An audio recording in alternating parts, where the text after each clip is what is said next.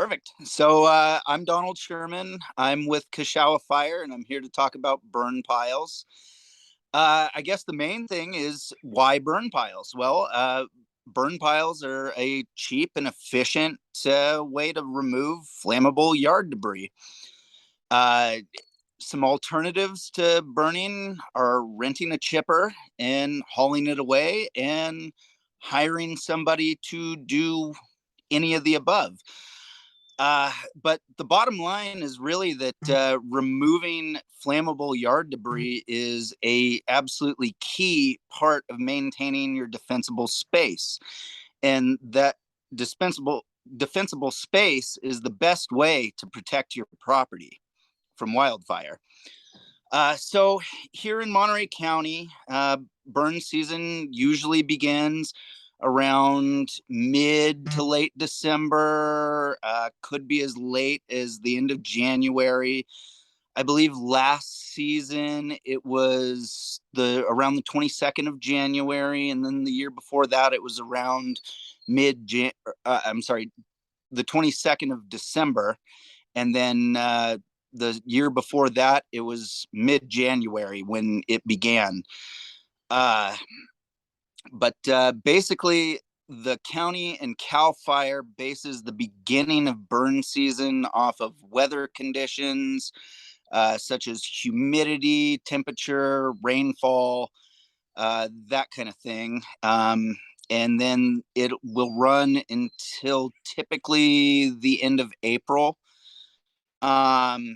So basically, if you think a burn pile is a good fit for you, now is really the time to start thinking about it, considering that branches over 2 inches in diameter need about 60 days to properly dry out to get a nice, good, clean burn.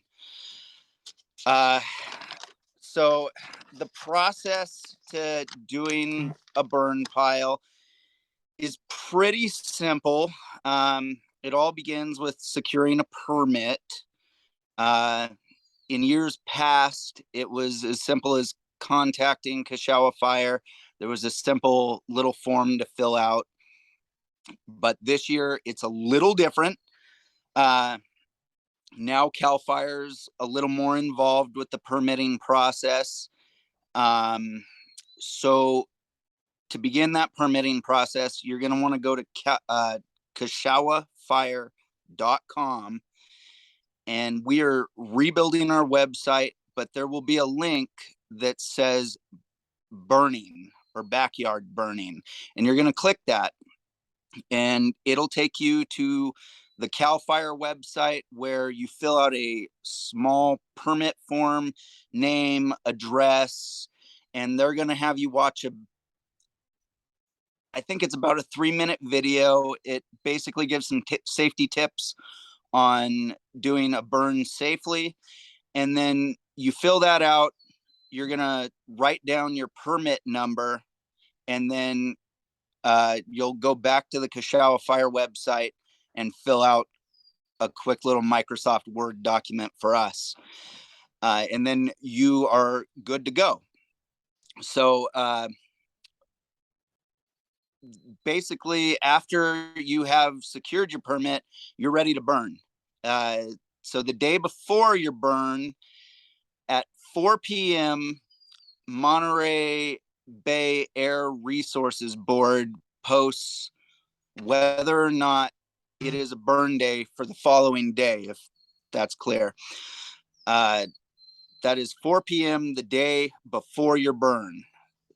So you'll go to either Monterey Air Resources Board.com, or you can call the phone number, and the phone number is 831-647-9411, and you'll follow the prompts, and they will confirm or deny whether or not it is a burn day for the following day. And then if it's a burn day, there's a link on our website, and you can confirm on CachaguaFire.com that you're going to be burning. That really just helps us to mitigate any confusion. If we get a smoke check or whatnot, we'll know that, hey, somebody's doing a backyard burn up in Sky Ranch. And if we get a phone call about it, we can just kind of cruise over there in our personal vehicles and confirm that's what's going on. Meanwhile, the battalion chief will come take a look and whatnot. If we were to get a call about some smoke or something like that, it just helps us not initiate a full wildland response right off the bat. If somebody were to call about it.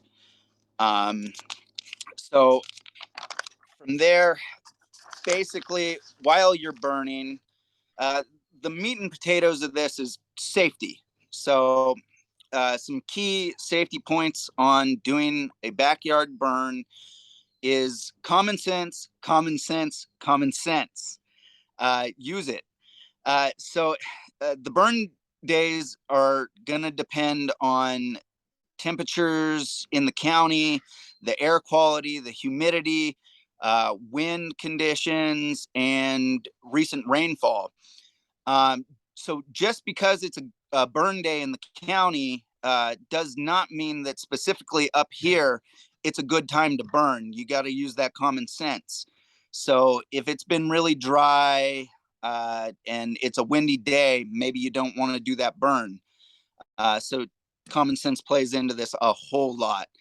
But the basics of burn pile safety, you're going to want the regulations are a 4x4 by 4 foot pile. It needs to be dry, so it should have been covered for a few weeks. So this is to mitigate smoke.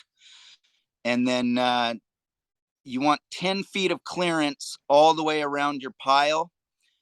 Cleared of any vegetation down to the dirt is best.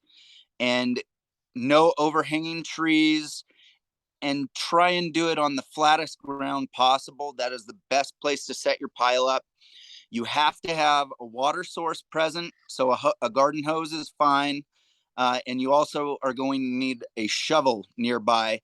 And the pile needs to be monitored by an adult at all times. That doesn't mean you can't go get a drink out of your refrigerator, but you really need to keep an eye on it.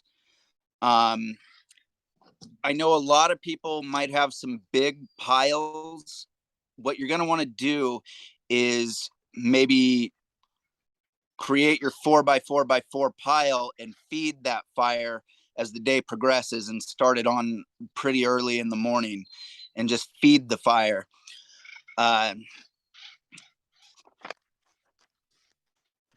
The material that you're burning, you shouldn't add anything until after, or I'm sorry, you shouldn't add anything after 3 p.m. That's when the cutoff time is. And technically it's supposed to be dead out at 4 p.m., I believe. But if you go on beyond that, you use some common sense, but no one really minds if you want to just stay warm in the evening and just have kind of a warming fire, but keep it mellow. And then when you're done, it needs to be dead out. I mean, cold. You're going to have to put water on it, stir it with a shovel, add some more water, stir it with a shovel again, add some more water, stir it with a shovel. It takes a lot to put one of these burn piles out, surprisingly so. Personal story, I thought I had one cold out, and I went out in the morning and I found hot coals underneath it. So you really got to make sure it's out. And it takes a lot to put these burn piles out after you're done. So just be mindful of that. Check it the following morning after you thought it was out. You might be surprised to find some hot embers at the bottom of your pile. So a side note, if you stretch the burn pile out a little bit beyond that 4x4 pile, no one's going to get you, but keep in mind, you got to use some common sense and be safe with what you're doing. Uh, Ultimately, you're responsible for your burn pile, and if anything goes wrong, you could be held liable. And that's burn piles.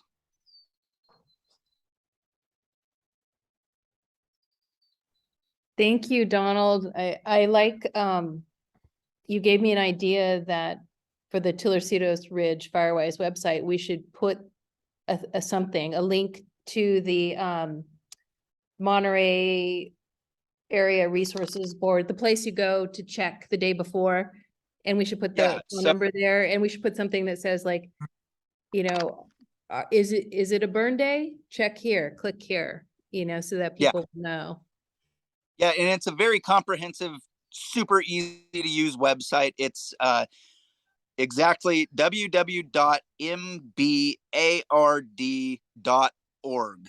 Monterey Bay Air Resources Board.com. Org or com? Org. Org. Okay. Great. Cool. Meredith? I can do that tomorrow. Meredith? Yeah. Hey, yeah. Hi, Don. This is Steve and Bimbo. We're on Lower Sky Ranch on Cachagua Road. Yeah. And I've been doing burns for years. We used to live up in Healdsburg, way up in the mountains, and that's the only way you could do anything. Yeah. I can send you, Meredith. I have the website, and what's good about the website, it breaks it down into Monterey County into like 3 different zones. It'll be coastal, inland, but they'll give you a 3 or 4 day heads up saying, oh, it's favorable, and then you can keep updating as you go, like Don was saying, and then get the latest one. But it gives you an idea. Hey, they'll tell you we're not going to, it's unfavorable for the next week, so I don't even bother. I just kind of check in there. I'll send you the link, Meredith, for that. Okay, great. And then I forget who I talked to, Don, at Cachagua Fire, but I call my fire in every morning when I'm going to do it. They gave me a phone number, and I call it in. But a question on the permit. So when I first moved here 3 years ago, I got a burn permit, and then in Healdsburg I had to reapply every year, but I was told I didn't have to do that here. But it sounds like I may have to reapply now. Yes. It's an annual thing now. It's going to be from the first of the year to the end of the year. So if you ended up wanting to do one in December, you'd actually have to reapply at January 1st. That's fine. That's what I was doing at Healdsburg every year, and they sent me something, and I had a permit number, and I just called into recording and everything. So I'm fine with that. It's just I want to make sure that the past one didn't do. And on our website, the phone number to notify us is right there on the website. I believe we kind of changed things up this year a little bit, so our website's getting rebuilt. I believe you're going to either leave a message on our phone number, or you might be calling the chief directly and leaving a phone number, leaving a message for him. That's what I was doing. It was the chief's number, and I can either text him, but we have trouble with the Wi-Fi. Maybe I can do it now, but they gave me the chief's number, so I just left a message in the morning and gave him the address, what time I was burning till, and blah blah blah, and that's what I did each time. A couple things. I usually chip. We have a huge ravine in the middle of our property, so anything halfway up, I bring up and chip. Anything below, forget it. I bring it down to the bottom. But like you said, I do a pretty big pile. Never start the pile. Meredith has been there. I start a little like I'm doing a little campfire, and I start a little campfire in the morning, a little piece of paper, and I get it going slowly, and then I just feed that, and I never get over 4 feet. And I may move, like you were saying, I may move the pile. The wind, when you're doing a burn during the day, the wind may change, and so you may want to change your burn pile and move it because it's all of a sudden it's blowing the wrong way or something. So I do some of that. And for tools, shovel, a hard rake, a pitchfork, and then I bring a captain's chair down, camping chair, buckets of water, and I have hose bibs down on the property. So and I bring lunch. And she brings lunch. I never leave the burn. And when I burn, I stop about 3 o'clock, but I always have a stash of smaller stuff because I burn down to ashes. There's no, when I'm done, I spread it out with the hard rake as much as I can, but I make sure any charcoals are all burnt down, and it's pretty much just dust when I'm done. So it's like you said, it's a matter of common sense. Don't light the big pile. Yeah. Work it small, and when you get down to the end, you just got to slowly bring it down. So you're bringing down the fire as well, and you can always burn the next day. So don't get all worried about finishing it up. There's plenty of time. For me, it's a relaxing day. I bring the long chair down and I just hang out there. And I love it on a drizzly day. That's the best. Or a cold day. Oh man, you just hang out there. It was fun hanging out with you. I'd never done a Meredith call came before. down and everything. And so I kind of set it up that way. Laura brings me lunch or whatever during the middle of the day. I never leave the fire. But like you said, it's common sense. Don't do anything you're not comfortable with. Start small and stay small till you're comfortable of how you can handle it. Because if it gets out of hand, you want to be able to be able to control it. But just don't. The old days we used to throw gasoline or diesel on the vineyard guys would pile that shit up so high and put diesel on it and just light it and just stand there. You're like, what the hell are you doing? Yeah. So, like you said, well, you stressed it, common sense. Just if you don't feel comfortable and safe, then don't do it.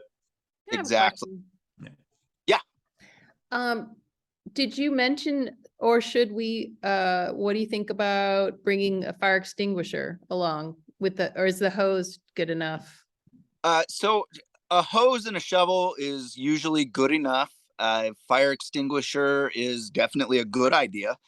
But these burn piles, you should be able to handle anything that was, starting to get a little warm with a garden hose. Mm-hmm. But a good backup plan never hurts. Yeah. Okay. Yeah.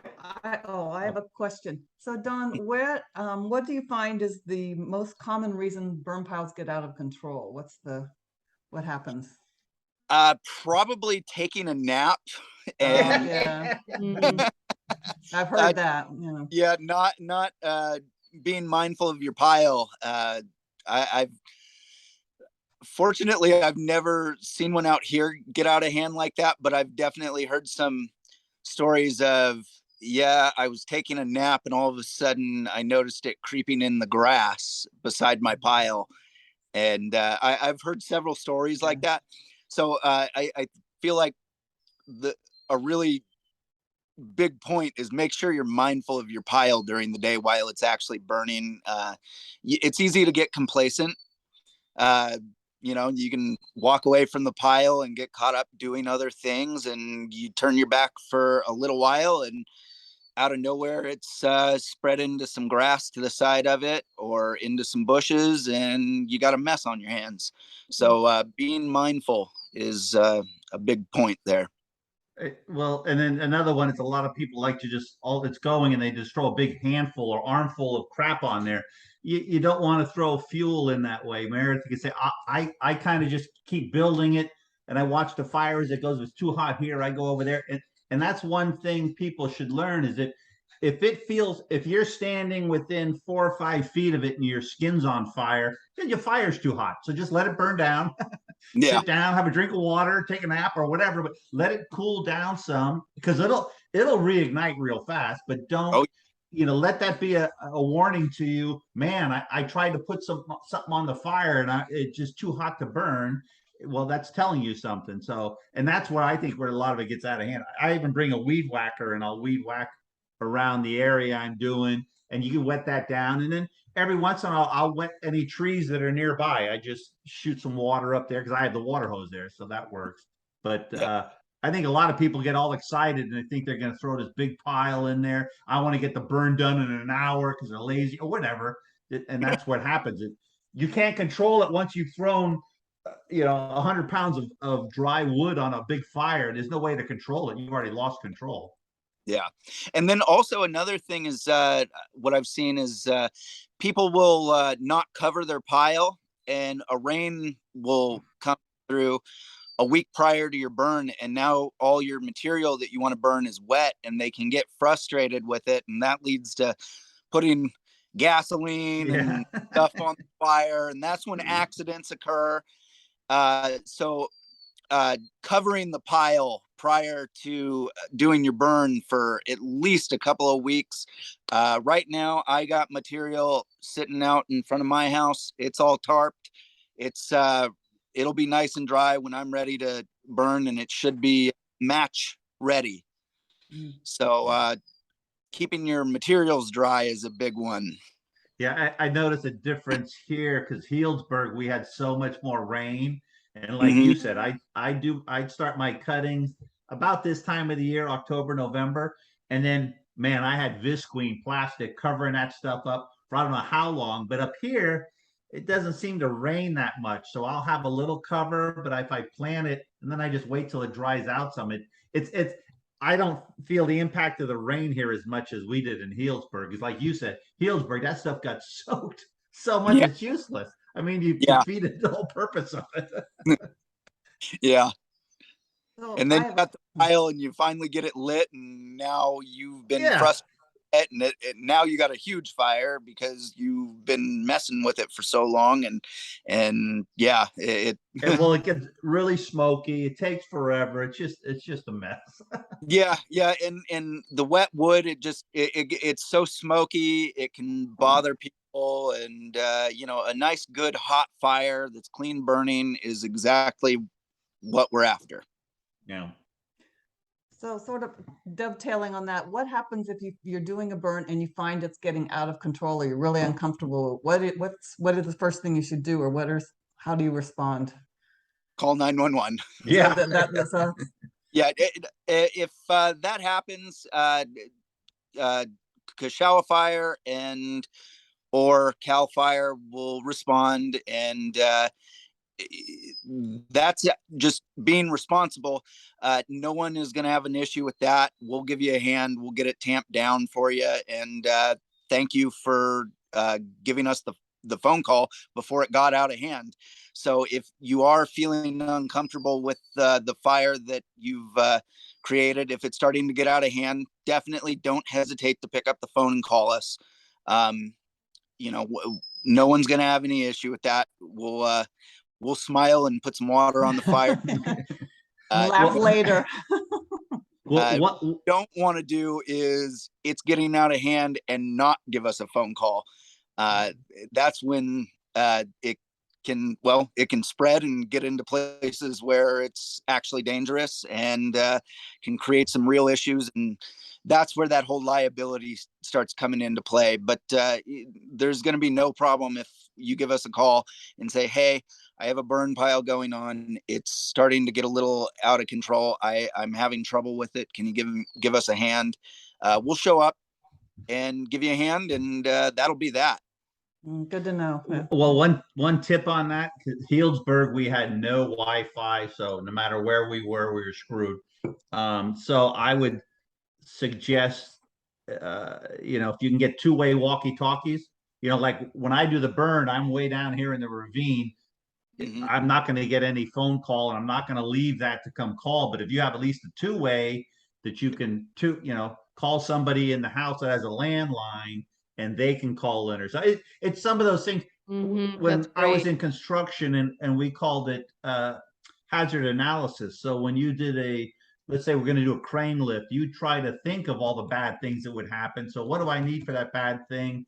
And so how do I take care of it? So if we didn't have cell service, so how do I take care of that? Well, we always had two-way radios on the job sites. So kind of thinking of those things. You can get the cheapo ones, walkie-talkies from Home Depot, that's just you to your wife. But like you said, if you can't make the call, then you're out of it. So yeah, So we have, I'm sorry to hop it. We have 5 minutes left because we're using freebie Zoom.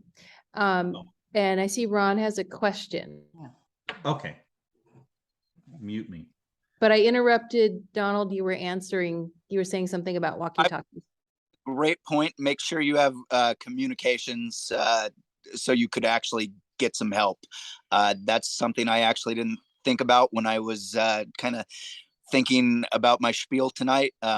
Wonderful point. Make sure you have the ability to get a phone call out for help. And then Ron, you just have to unmute.